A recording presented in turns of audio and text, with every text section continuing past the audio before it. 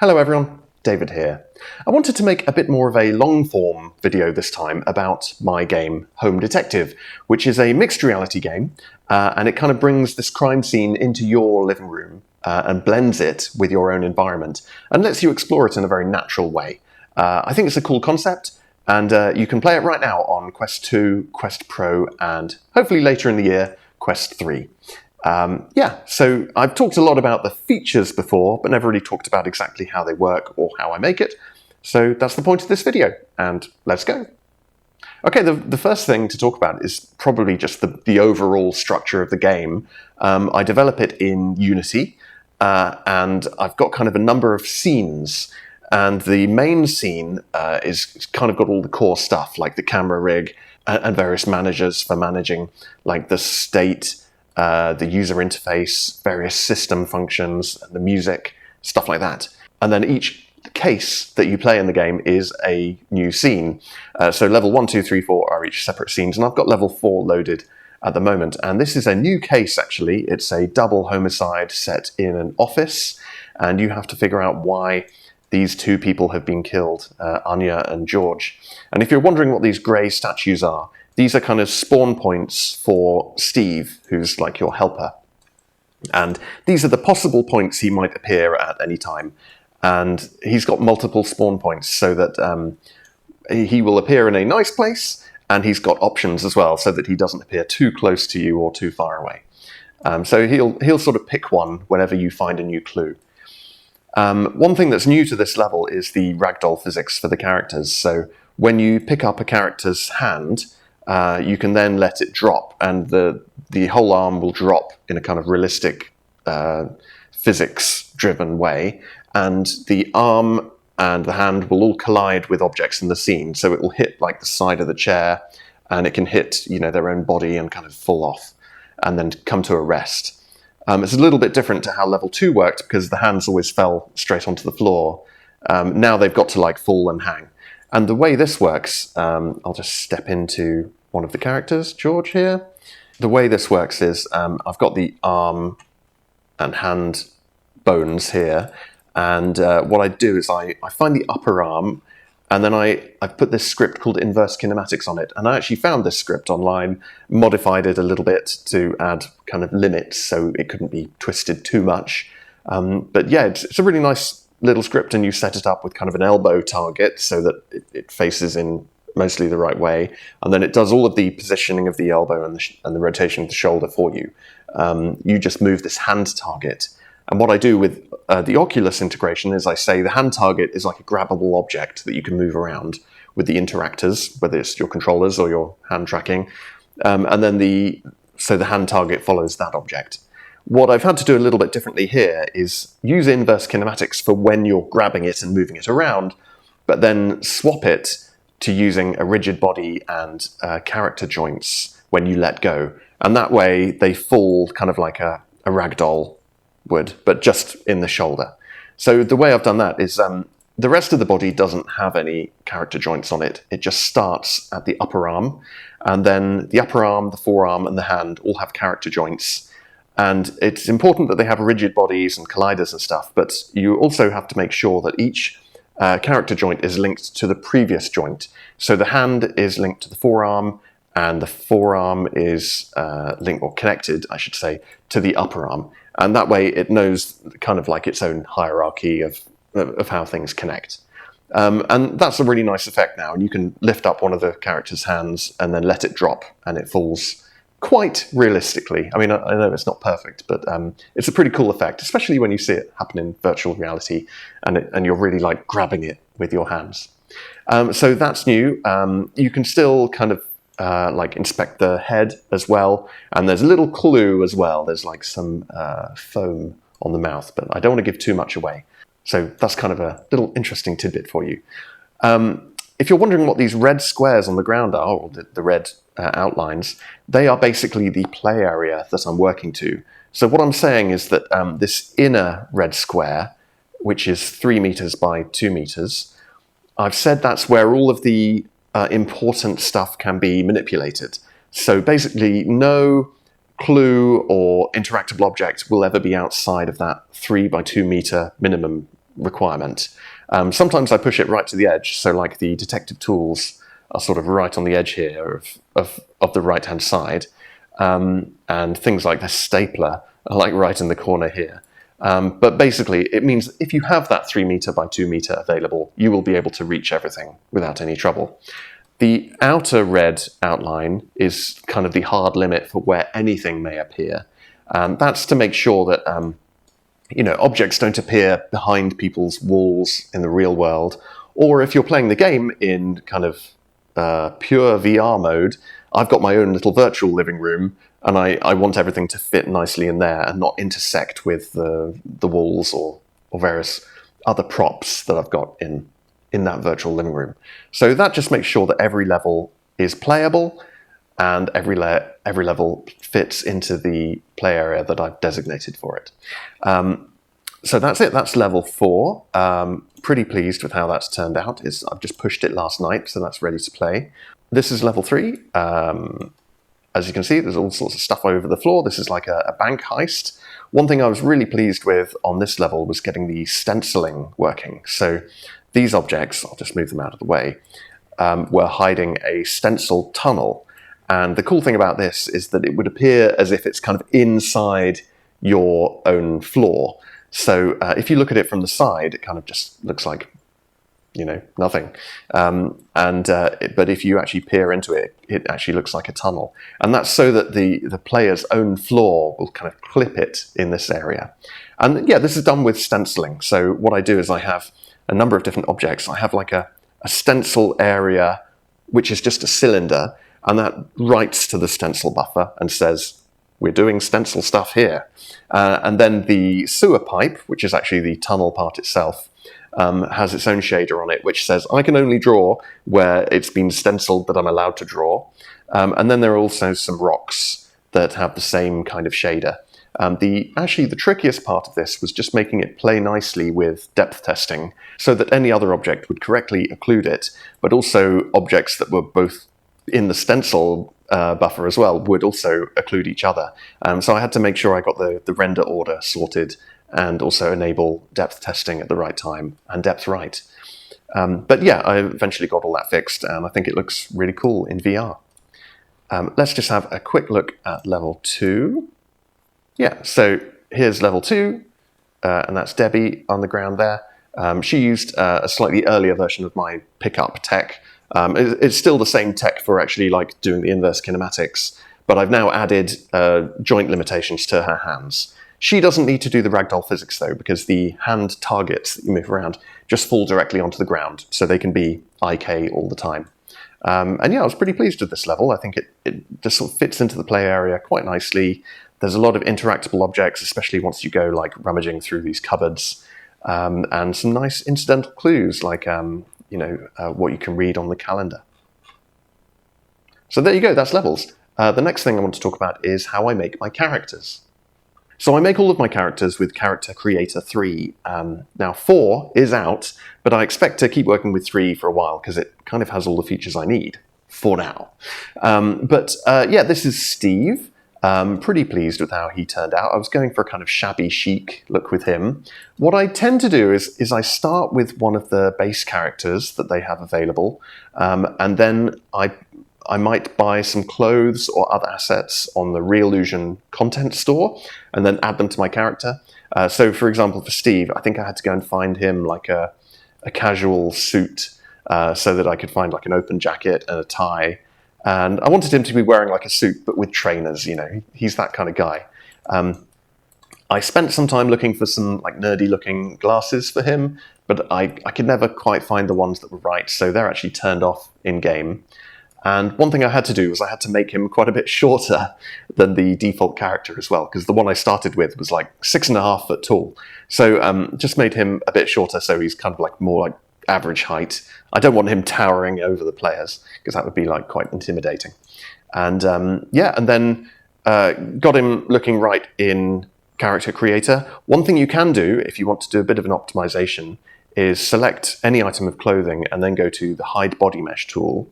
And then you can actually turn off various parts of his character model. So if you know that they will never see like his midriff or something, you can go and turn that off.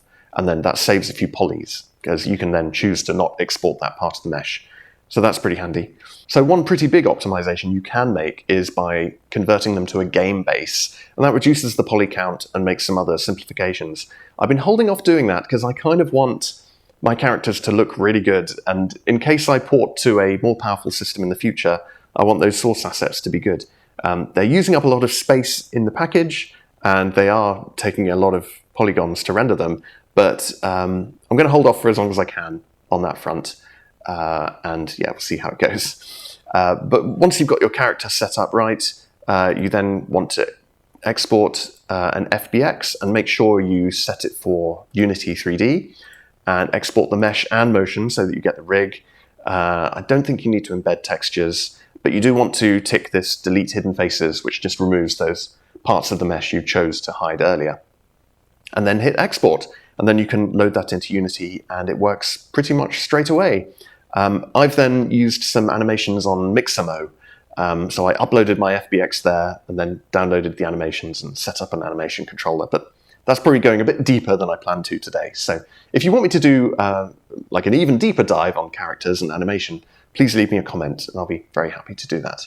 But yeah, once I've got a character, I then put it in the scene. I probably have to change a few materials and things, especially things like the shirt, because sometimes you can see like the back-facing polygon, and by default Unity will not render that because it will only do front-facing polygons. So you want to turn that setting on to both, or turn off back-face culling. And then, yeah, things look pretty good. I find the shaders don't look quite as nice as in Character Creator, which has got a very expensive and complicated skin shader. But the basic lit shader in Unity still works pretty well. Let's have a look at one other character. So this is Debbie from level 2.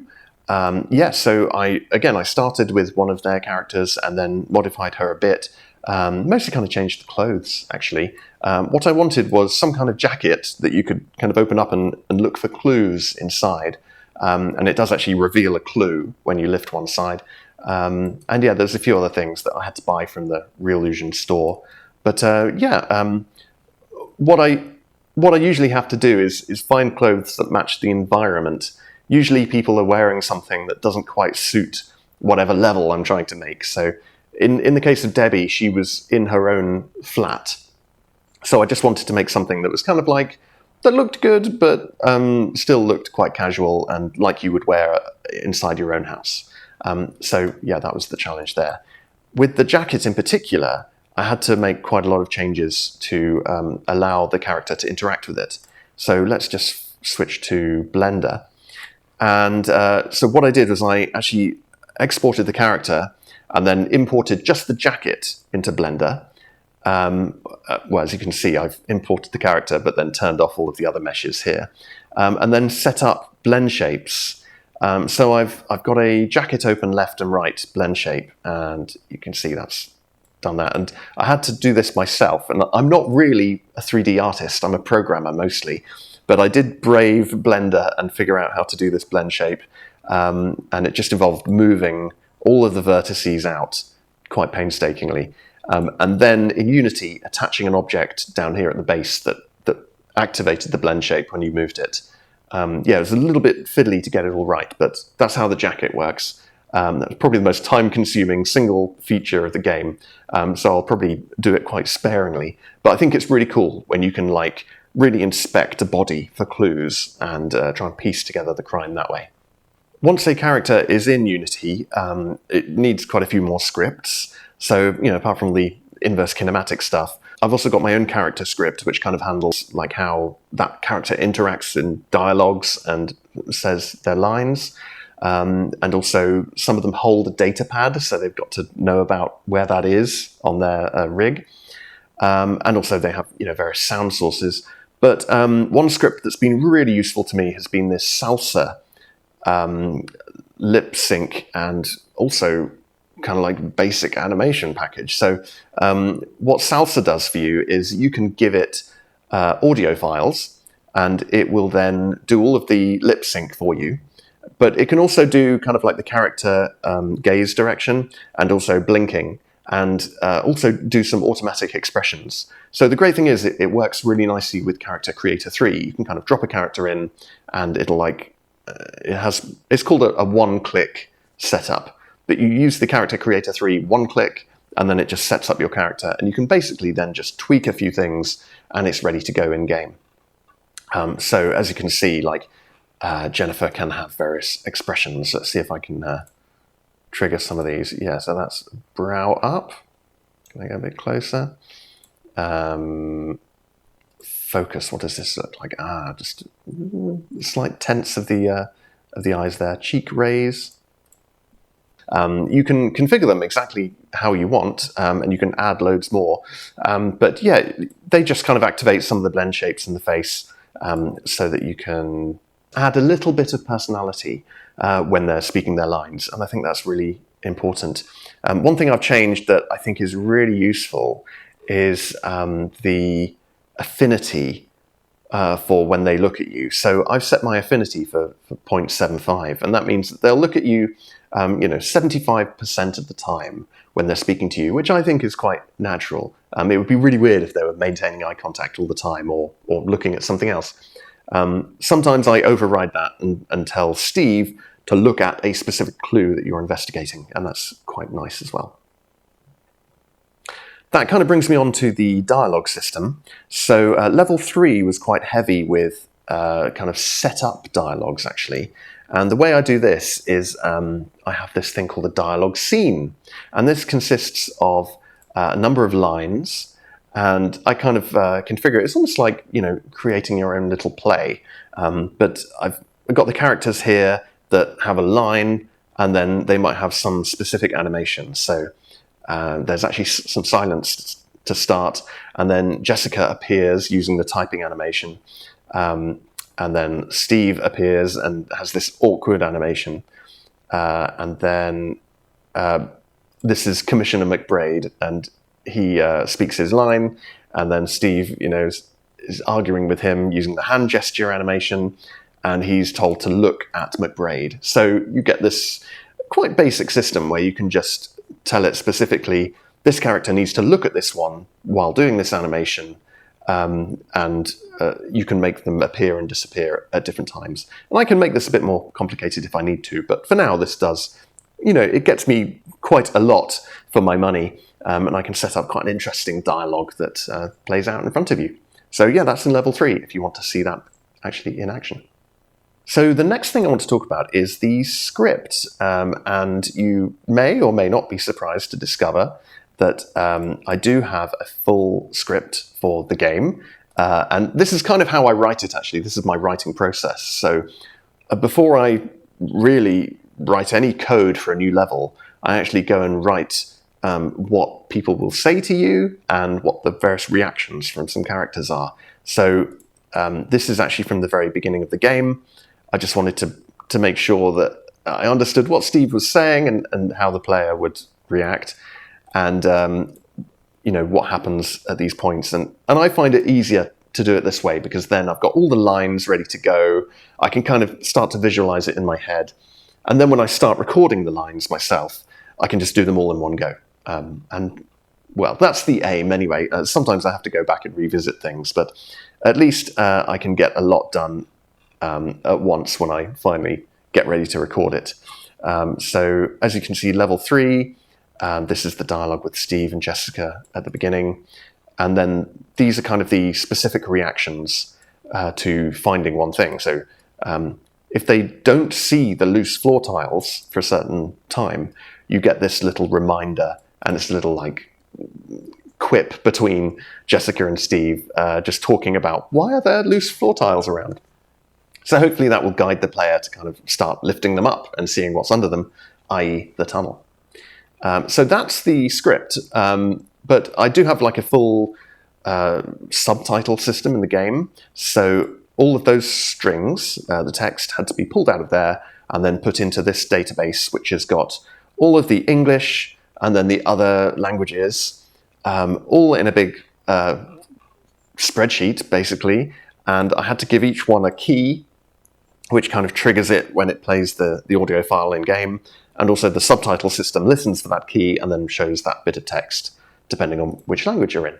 And I have to confess, I'm not fluent in German, Italian, Spanish, or even French, really. My wife speaks Ukrainian, which is a big help, but I'm completely lost with Mandarin and Japanese. So what I've used for the vast majority of my translations is just Google Translate. So I've written the English text, and then in the spreadsheet, I've got equals Google Translate for the cell, and then that automatically translates whatever I've got in that first column. And that's really very convenient, because then I can, using a Unity plugin, I can extract this data and put it into the Unity localization system kind of automatically. And what that means is I just every so often pull the data and it all gets updated, and I really just have to worry about the English side of the text. But yeah, it's hard doing 8 languages in your game. And these are the strings for the rest of the game as well. It works in a very similar way. So there you go. There was a little look into some of the systems I've been working on in Home Detective. I hope it was kind of interesting on some level. If you haven't tried it yet, please do download it. The first level is free, and then subsequent levels are IAPs. I find like people generally think it's a really cool idea, and most people react well. I've had a few bad reviews recently from people who don't like the payment model, which is that you have to pay for subsequent levels. But the only alternative to that I see is to give it all away for free, which I don't know, I don't want to do in case I want to put it on the store later. So that's kind of my future plans with the game. I really want to get it on the main Oculus store, and I just want more people to play it. And I want to make it bigger and better and more polished. So those are the plans. If you have any comments or suggestions, I really want to hear them. Leave them in the comments section below this video. And any other feedback about the game, please let me know.